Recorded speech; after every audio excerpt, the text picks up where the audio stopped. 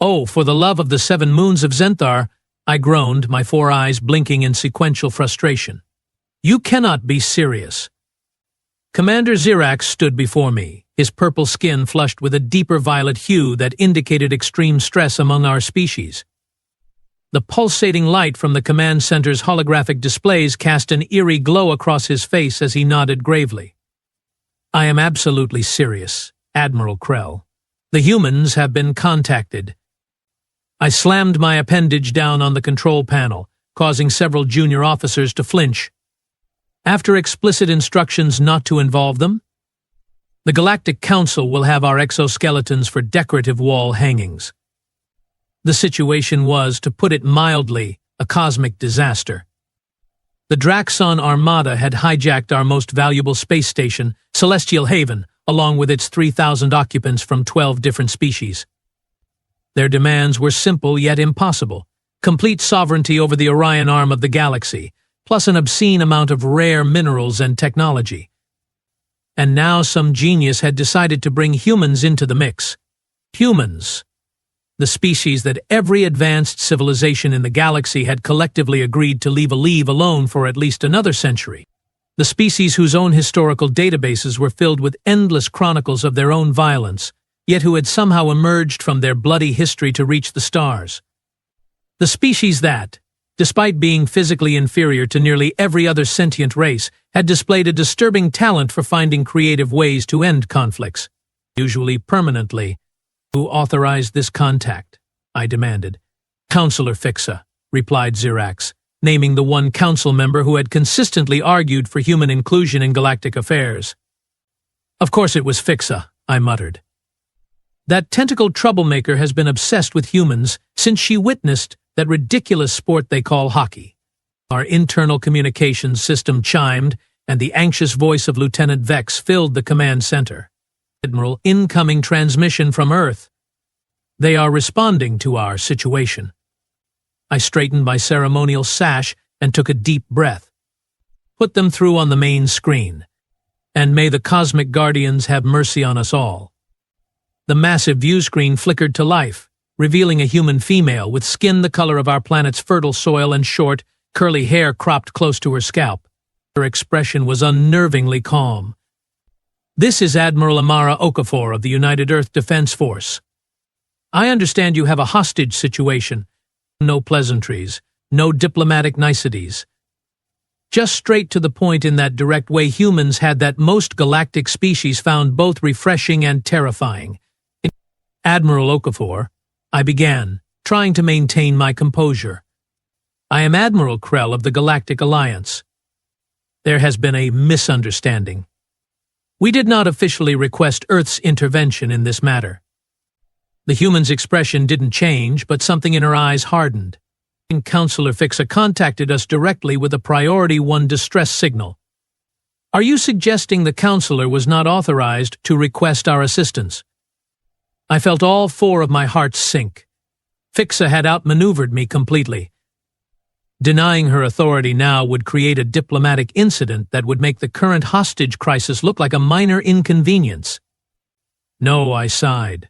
The counselor acted within her authority, but perhaps prematurely. The situation is complex. Admiral Okafor nodded. Most hostage situations are. Please transmit all relevant data immediately. Admiral, with all due respect to your species' unique talents, this is a delicate negotiation that— Let me stop you right there, Admiral Krell, she interrupted, her voice still unnervingly calm. Based on the preliminary information we have already received, the Draxon Armada has given you a 48-hour deadline before they start executing hostages. You have already used 24 of those hours. This isn't a negotiation anymore. It's a countdown. I bristled at her tone. The Draxons are a proud warrior race with a complex honor system that must be carefully navigated. We cannot simply— Terrorists, she interrupted again. I beg your pardon? They are not proud warriors. They are terrorists. They have taken innocent civilians hostage and are threatening to kill them unless their demands are met. On Earth, we have a very specific way of dealing with terrorists. There was something in the way she said it that sent a chill through my thermal regulation system. I'd studied human history extensively. It was required for any senior diplomatic post, and I suddenly recalled their historical approach to such situations. It rarely ended well for the hostage-takers. Admiral Okafor, the Galactic Alliance does not condone violent solutions that might endanger the hostages or escalate the situation. She actually smiled then, not a pleasant expression of warmth, but something predatory that reminded me why humans had once been classified as pursuit predators on their world. Who said anything about violence? Please transmit the full details of the situation. Earth is sending a negotiator. Something about the way she emphasized negotiator made my skin ripple with unease. Just one negotiator? Trust me, Admiral, she replied, that unsettling smile still in place. One is all we need. The transmission ended, leaving the command center in silence. Well, Commander Zirax ventured after a moment, that wasn't as bad as it could have been. I turned all four eyes toward him. You don't understand humans, Commander.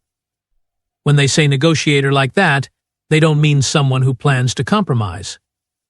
Before he could respond, Lieutenant Vex's voice interrupted again, this time with a note of panic. Admiral, we are detecting an unidentified vessel approaching this can't be right, at nearly 0.97 light speed. It's on a direct course for Celestial Haven. What? I gasped.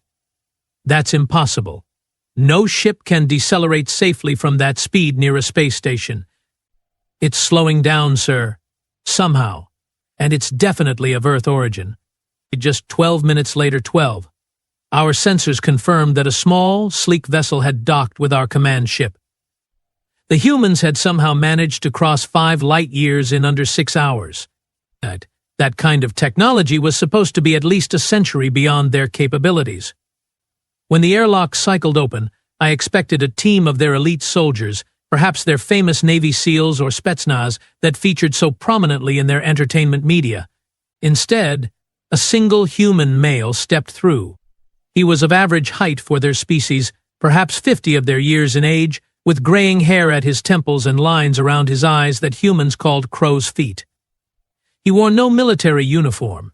Just a simple dark suit with a thin piece of fabric tied around his neck in their traditional Thai fashion. Admiral Krell? He said, extending a hand in their customary greeting ritual. Maxwell King. United Earth Diplomatic Corps. I reluctantly extended my upper right appendage to complete the handshake ritual, noting his firm grip. Mr. King, your arrival was unexpectedly prompt. He smiled, a more genuine expression than Admiral Okafor had displayed. We have been making some advances in propulsion technology. Now, I understand time is of the essence. I'd like to speak directly with the Draxon leader. I blinked all 4 eyes in rapid succession. Mr. King, the Draxon commander, Graznaki, is a notoriously volatile individual from a culture that values strength above all else. He has already threatened to execute hostages if anyone but a senior Alliance official communicates with him. King nodded thoughtfully. I understand, but I think he will talk to me. And why would he do that? Commander Zirax asked skeptically. The human's smile vanished, replaced by an expression I couldn't quite interpret. Because I'm going to offer him something he can't refuse. I felt a sense of dread. And what would that be? The way out, King replied simply. Now, please establish communication with Celestial Haven. Against my better judgment, I ordered Lieutenant Vex to open a channel to the hijacked space station. The main screen flickered again, and the massive, scaled face of Commander Graznaki filled the display. His yellow eyes narrowed when he saw me. Admiral Krell, he hissed, his forked tongue flicking between razor-sharp teeth. I gave you specific instructions. No communications except to inform us of your surrender. Before I could respond, King stepped forward. Commander Graznaki, my name is Maxwell King. I represent Earth. The Draxon's expression shifted to one of surprise, then amusement. A human? The Alliance has grown truly desperate to involve your primitive species. I expected King to take offense, But he merely smiled. Perhaps. Or perhaps they understand something you don't. Grasnak leaned closer to the camera, his massive jaws opening slightly in what his species considered a threatening display. And what might that be, tiny human? That humans don't negotiate with terrorists. The command center went deadly silent. Even I, with my limited understanding of human diplomatic practices, knew this was the exact opposite of a productive opening statement in a hostage negotiation. Grasnak's yellow eyes widened, then narrowed to slits. You dare call the mighty Draxon Armada terrorists? We are warriors, conquerors, the rightful rulers of this sector. King's expression remained impassive. Conquerors fight armies. Warriors face worthy opponents. You have taken civilians hostage and are threatening to kill them unless your demands are met. On Earth, we have a word for that: terrorism.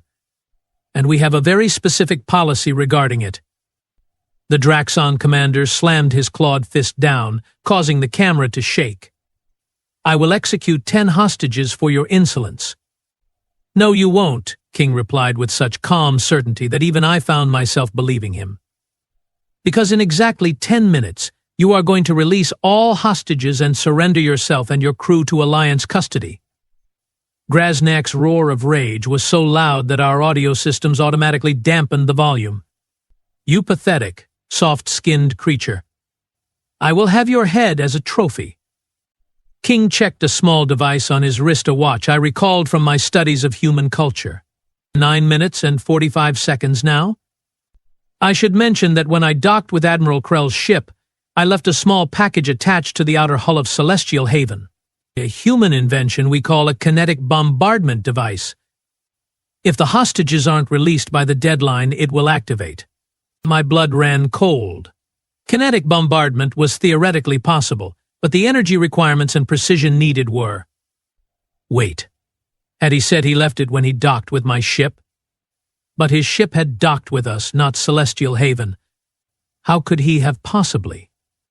You are bluffing, Grasnak snarled, though I detected a note of uncertainty in his voice. Check your external sensors, specifically at coordinates mark 42 by 18 by 7 relative to your primary docking bay, King replied calmly.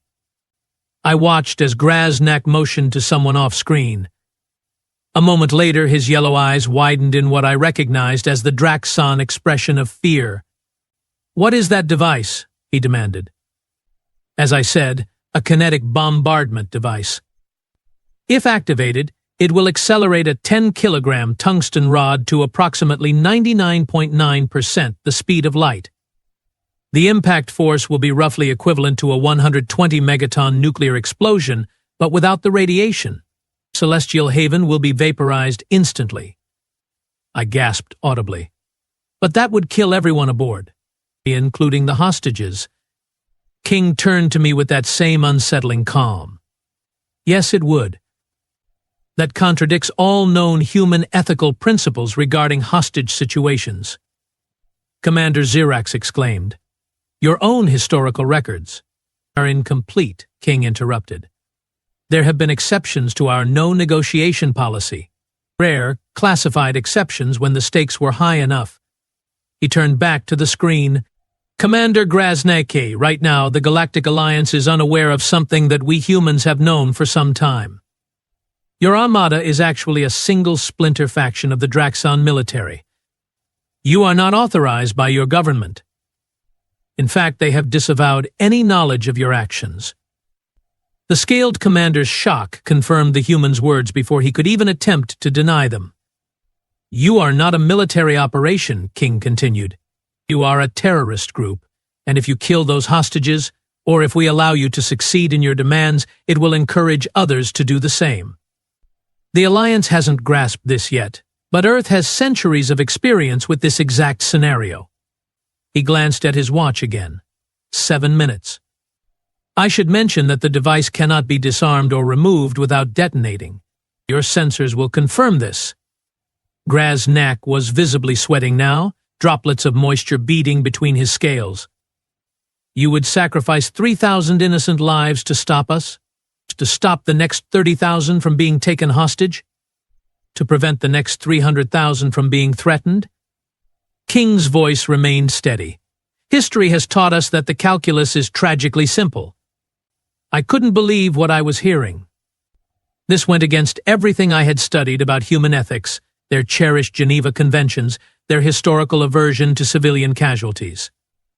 Either this human was executing the most impressive bluff in diplomatic history, or Earth was far more ruthless than any species had suspected.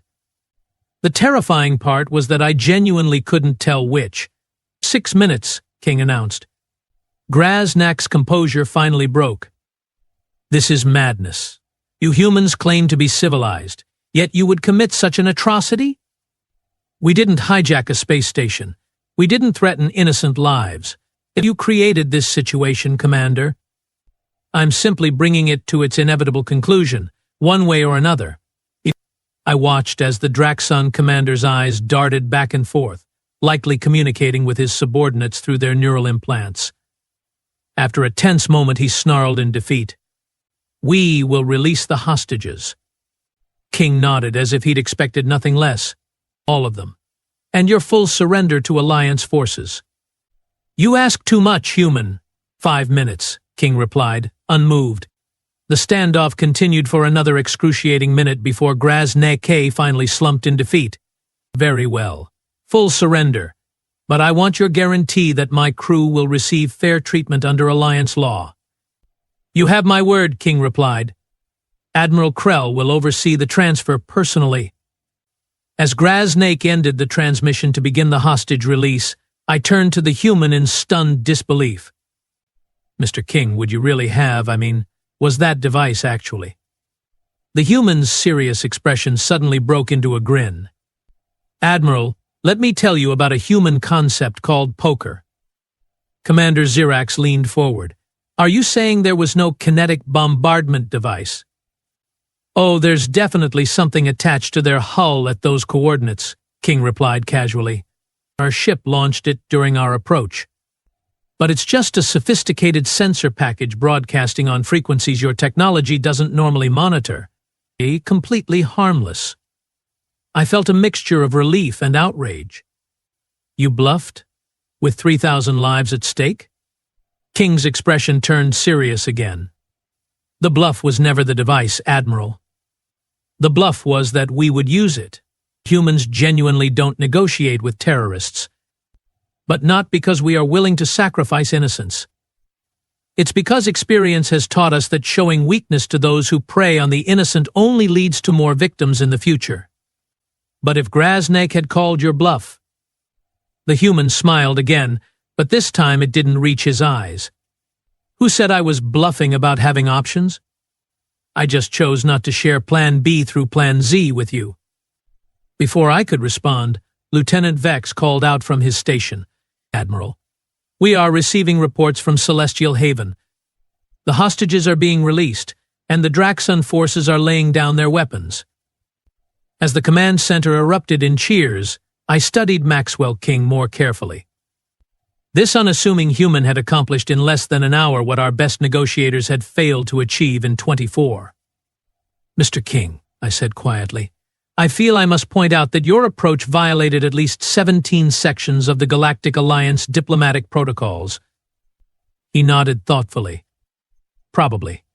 But the hostages are safe, and no one died today. I'd call that a win. He extended his hand again. It's been a pleasure working with you, Admiral Krell. I hope our species can continue to find common ground in the future. As I completed the handshake ritual, I felt a profound unease about the implications of this encounter. If this was how humans handled a simple hostage crisis, how would they approach more complex galactic conflicts? Oh, and Admiral. King added as he turned to leave. You might want to tell the Galactic Council that Earth appreciates being kept in the loop about these situations from the beginning. Next time we might send someone less diplomatic. As he walked away, I realized that the Galactic Alliance had dramatically underestimated humanity. They weren't just another emerging species fumbling their way to the stars. They were a warning. 3 standard cycles had passed since the Celestial Haven incident. 3 cycles of unprecedented peace in our sector, followed by the most turbulent council session in recent memory. Admiral Krell, your testimony has been illuminating, said Elder Torvax, the ancient Phrygian who had presided over the Galactic Council for nearly 2 centuries. His translucent skin revealed the slow pulsing of his 7 hearts as he considered his next words carefully. But certain inconsistencies remained troubling. I stood before the full council, and all 27 representatives from the major spacefaring civilizations watching me with expressions ranging from curiosity to outright hostility.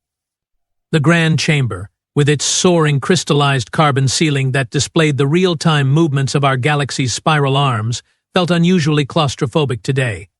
"Inconsistencies, Elder?" I asked, keeping my voice steady. "Yes," he replied, gesturing to the holographic display showing the official mission report. "You claim this human, Maxwell King, resolved the Draxon hostage situation through negotiation, yet the Draxon prisoners insist they were threatened with complete annihilation. Psychological tactics are a recognized form of negotiation," I pointed out. Counselor Fixa, her tentacles arranged in the formal pattern of skepticism, leaned forward. "And the device the humans attached to Celestial Haven? Our science division has no record of its retrieval or examination. It was removed by Earth forces after the resolution," I replied smoothly. That was technically true. King had personally detached the sensor package during the prisoner transfer, claiming proprietary technology concerns. Torvax's brow ridge furrowed. "Most troubling is your recommendation that we accelerate diplomatic relations with Earth by a full 50 years ahead of schedule. This seems extraordinarily premature based on a single interaction." I took a deep breath. What I was about to say would change the course of galactic politics forever. "Honorable Council, I believe continuing our policy of minimal contact with humanity represents a significant strategic error." Murmurs rippled through the chamber. The incident at Celestial Haven revealed several critical facts. First, humans have developed faster-than-light technology far beyond what our projections anticipated. Second, their understanding of psychological warfare exceeds our most advanced diplomatic protocols.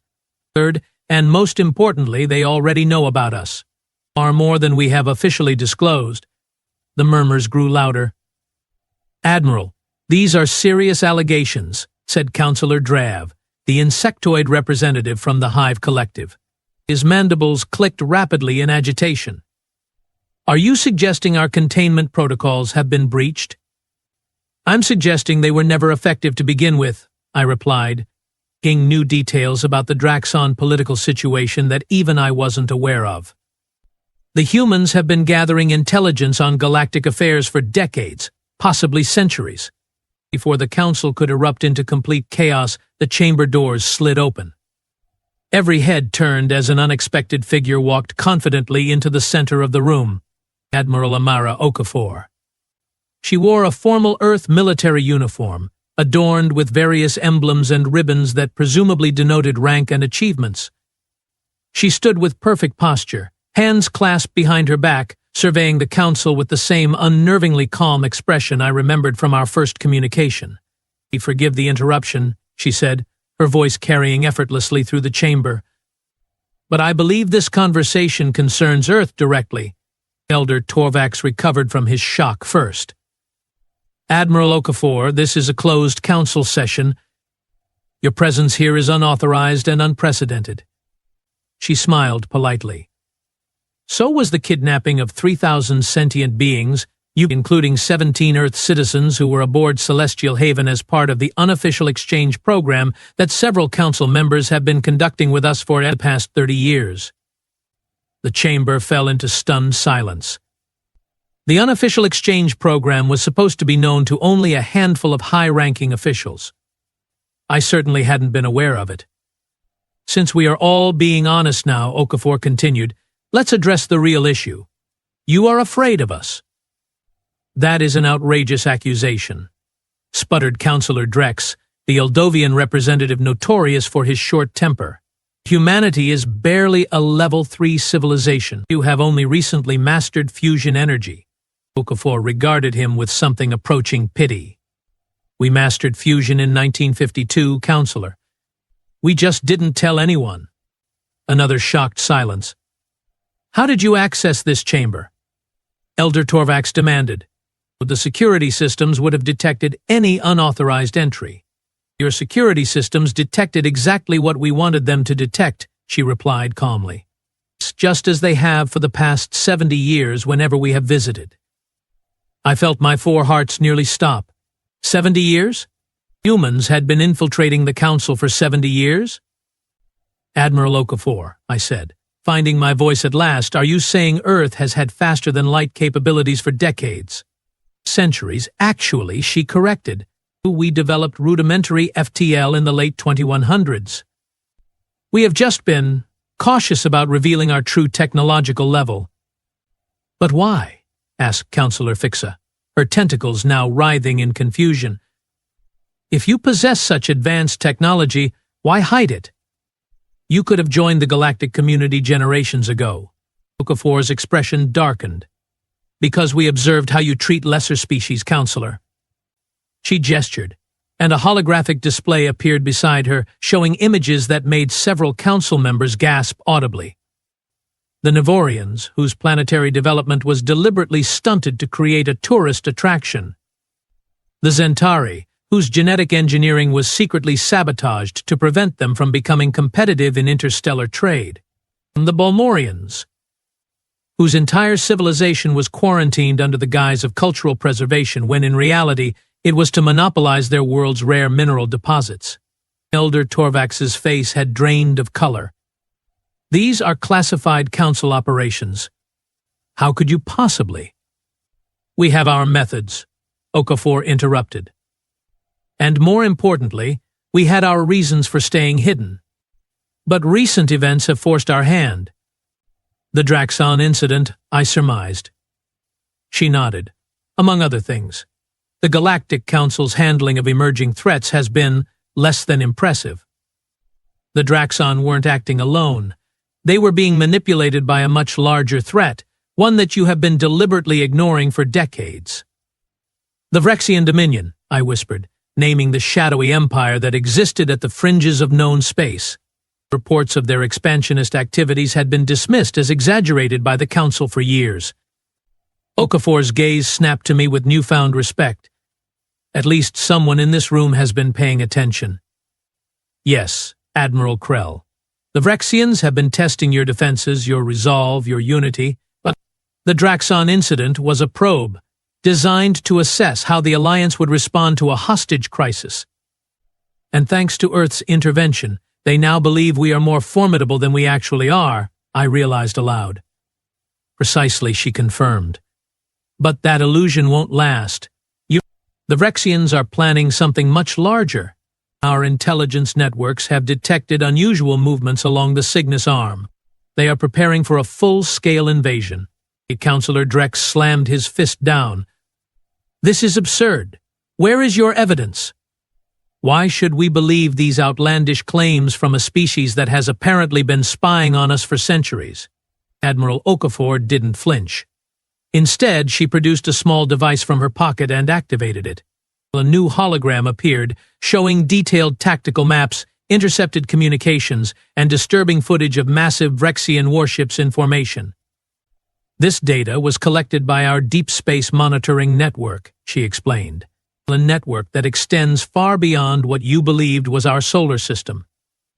The Vrexians have assembled a fleet of over 500 warships, along with numerous support vessels and ground invasion forces. They plan to strike within the next 60 days, targeting key Alliance worlds simultaneously. The Council chamber erupted into panicked discussions. Elder Torvax raised his arms for silence, which gradually fell. Even if this information is accurate, he said, his voice trembling slightly, why would Earth choose to warn us? By your own admission, you have concealed your capabilities and observed our less admirable actions toward other species. What benefit is there in revealing yourselves now? Okafor's expression softened slightly. Because despite your flaws, and they are many, humanity has decided that the Galactic Alliance represents the best hope for a stable, peaceful galaxy.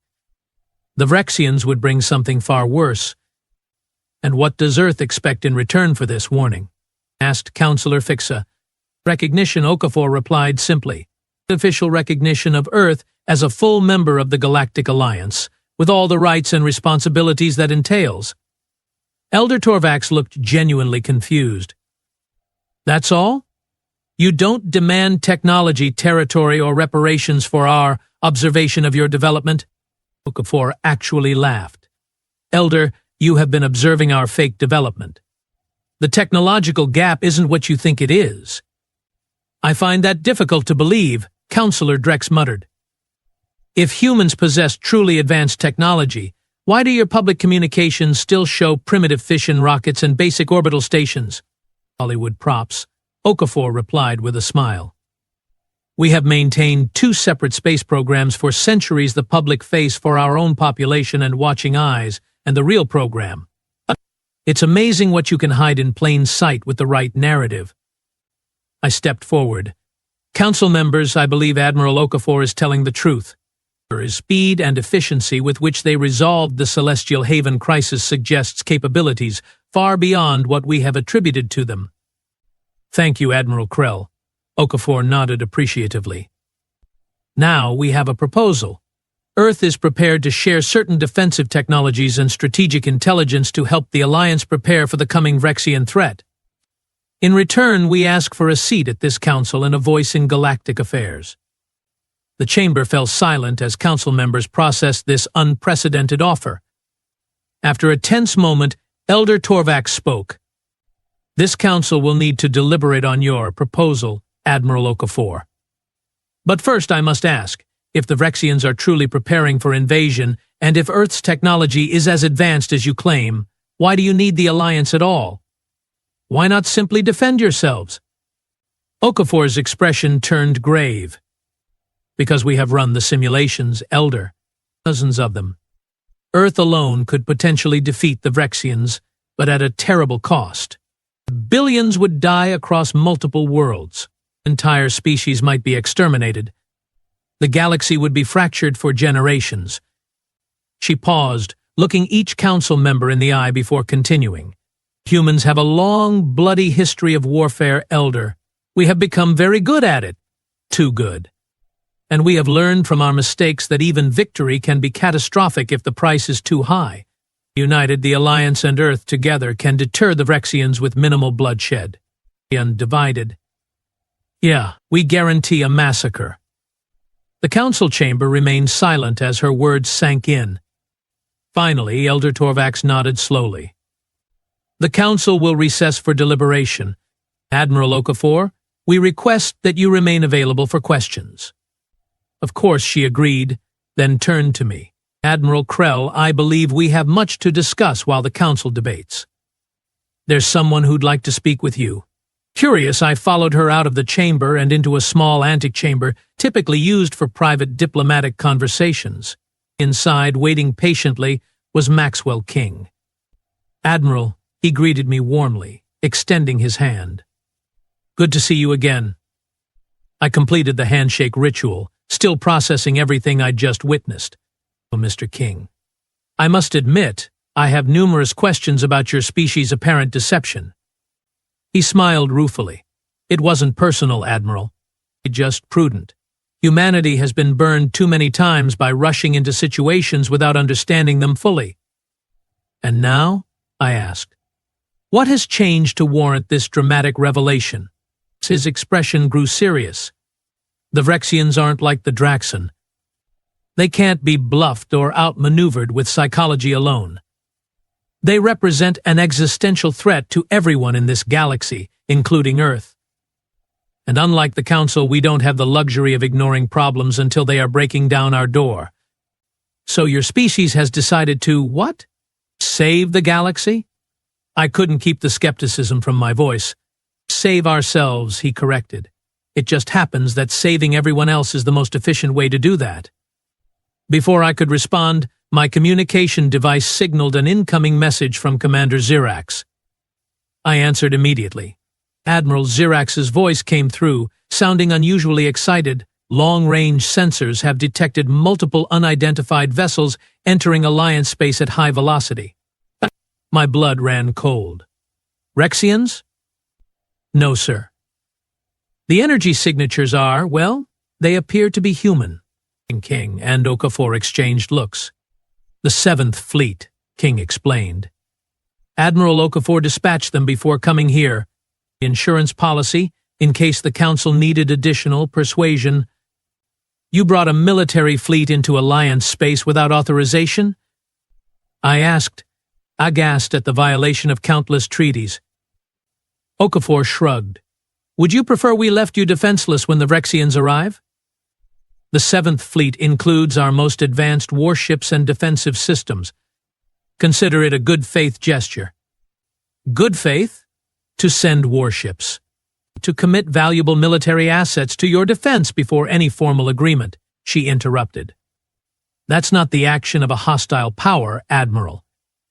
It's the action of an ally. I had to concede her point, though the implications were staggering. If this was just one fleet, how large was Earth's total military capacity? There's something you should understand about humans, Admiral Krell, King said, seemingly reading my thoughts. We are not conquerors by nature. We are protectors. Sometimes reluctant ones, sometimes overzealous ones, but protectors nonetheless. And what exactly are you protecting? I asked. Me.